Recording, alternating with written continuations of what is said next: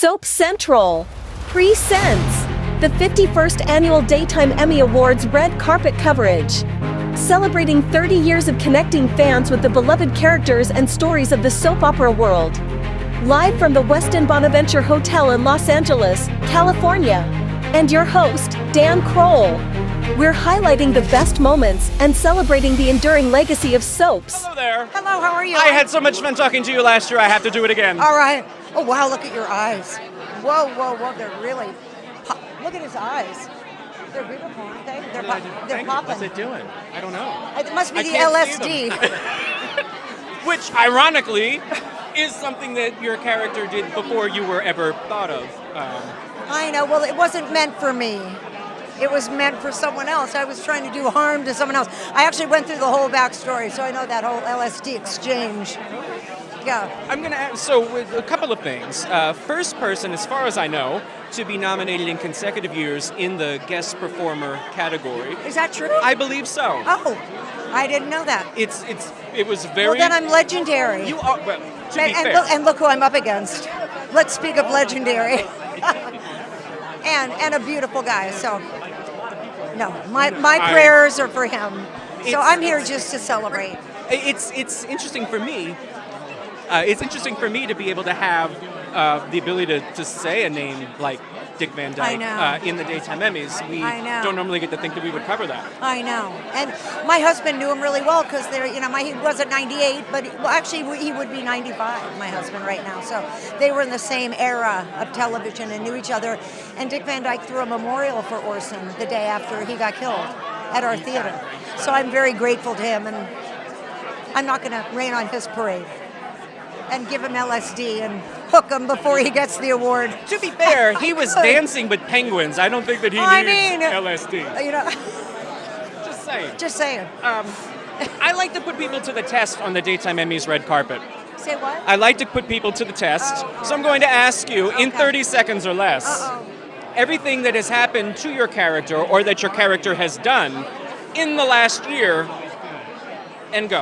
Okay. I did confessed. I threw myself on my daughter's grave in the dirt, clawing at the dirt when my daughter died. I began to think that maybe, or someone did, that my hip replacement was causing this terrible behavior. I have really been remorseful and repenting and talking to people in prison, and I don't know, things might just move. And I've been very close to Laura, who is very sympathetic, and things are looking up for Heather as far as I'm concerned. It's interesting to have it was my hip defense. That doesn't seem to happen very often. I may have to use that. There's actual cases where people got into I think homicide, where they got off because the cobalt poisoning in the brain was so intense that it caused them to do things that they wouldn't normally do. So it's an actual thing. But I don't know that it's been done on a soap, though. No, never on a soap. But that's the brilliant mind of Chris Van Etten, the head writer, who does make me laugh out loud when he tells me storylines. He calls me and goes, "What do you think?"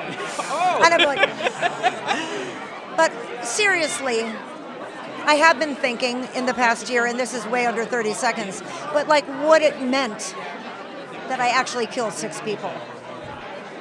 You know, cobalt or not, that's for real, and Heather is a real human. So, and now that her brain is clearing, she knows this. My beautiful granddaughter accused me. It's been really the hardest scenes I've ever had to do, to face that I killed people. It's a horrible feeling. No kidding. So how do you be Heather and fun and manipulative and alive and always going towards the great next thing and know what you've done? So I don't love that, but that's where I am. I think part of that and showing that struggle and that challenge is why you are nominated again this year. I think so too. She can't say it, I can say it. No, she's been killing it. She's been working really, really, really hard. She really cares about this character. She cares about the fans that care about this character. She wants to portray it as best as she can, and she is. And it's really cool to watch.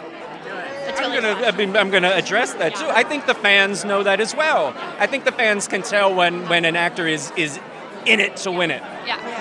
No, I really love her, I have to admit. I love this character. Me too. And it doesn't go past me when someone in a parking lot who probably either is homeless or has just done heroin comes up to me and goes, I love you.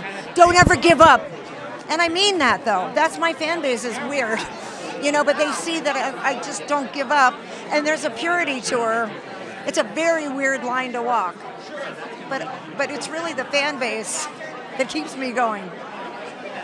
I just hope they don't get mad at me if I'm too contrite.